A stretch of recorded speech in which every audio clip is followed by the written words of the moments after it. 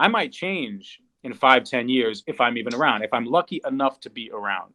But I know that there are certain things like already in my mind that I think are important, like as guiding principles, values, and just like an understanding of like how the world works and like what are you capable of? Like I try to instill in my son, even though he's young, that like his mind is the most important thing, right? That's the most important muscle that you have. After that, it's Yeah. your heart. And like, how do you take care of your mind? You learn. How do you take care of your body? By eating right, by like, staying in shape, by doing like exercises and stuff. So, you know, I'm concerned about it. I'm paranoid. For some reason, like I've already accepted the fact that I'm not going to be around. Like I've already accepted my own death, and I'm like literally every day is a bonus for me. You know what I mean? I'm literally walking around. It sounds really weird, and I'm probably a little bit No, crazy, that but doesn't sound weird. That yeah, sounds right. like I'm walking around as if I'm not even here anymore. You know what I mean? And I'm trying to put as much as I can into this life arc because who knows whether I'll be here or not. And that's not like a use case and that's not like a motivating factor, but I just know that like I want to get everything out that's in my heart and in my mind somewhere.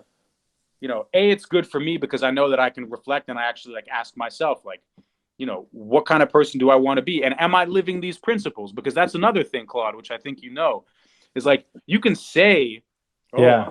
I want to speak truth or I want to be, this person and this person, but those are just words. Like you have to live it. You have to be that way. You know what I mean? And there's Yeah. a lot of fake, you know, yeah, I mean, there's a lot of different people out there that don't necessarily embody or live the principles that they say they believe in or want to verbalize. You know what I mean? So, Well, these questions that you're attacking are some of the questions I think that human beings have been attacking since the first day they started walking on this earth. Why am I here? What is truth? And what is good and evil? Am I good? Am I evil? Why is there suffering and pain in this world? And what am I supposed to do about it? And what is my purpose here on earth? And these are questions that our children need to know, because a child that walks in truth is a child that's blessed. A man, a woman that walks in truth is purpose driven, and there is a flame of righteous influence placed upon their life. And any person that you believe has influenced you positively towards a passionate, righteous destination, they were gifted with truth in some way or another. So as a father, I want to share these things with my child, and I want them to not only know them all the time, because I feel like I'm going to need to be a chief repeating officer to my child forever. mhm. But the point is, if I can put them somewhere, like you said, how beautiful would that be? And I believe that the what we're doing here on earth with my faith, I believe we're meant to glorify God. And that what that looks like for some people may be different. What it looks like for me is being a man of righteous influence. And that goes for my home, that goes for my friends, that goes for my community, and that Mhm. goes for my business.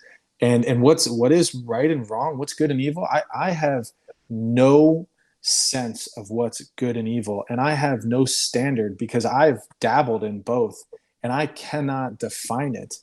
But I know that scripture can. I know that we've done it for many years, and that it seems to make sense to me. And it says in my heart that, what is the biggest commandment? Love thy neighbor as thyself, and love your Lord with all your heart, soul, and mind. And I'm like, wow, that sounds pretty nice. And these are the things. It's much. It sounds simple, Yeah, and it it sounds actually is. simple. If you actually break it down, like it's actually much. The rules that are laid down are like much more. It's much more simple than we think. The Yeah. difficulty is living it. The Yes. difficulty is So loving your neighbor when he kills your cow or when he like yeah. throws a brick through your window, right? And once you learn how to apply, and I'm always, when I hear these things, the self-help talks, I'm like, that's great.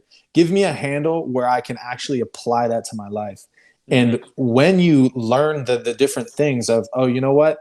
It's probably nice for me to put my phone down when I'm in the elevator. Wow, I should probably stand up when a woman enters the room. There are maybe when I write an email, I should never write an email with a spirit of hate in my voice. When I speak to my father and my mother, I should speak in a perspective of knowing that they're authority and that I have to respect them for being my parents, regardless of how they treat me and what they say. When Hmm. I, these are core things that some children nowadays, they may not ever get that lesson from their parents. And my They'll only definition of get it if they see it from you. yeah, so I believe that the loudest sermon I'm ever going to preach is the life that I live.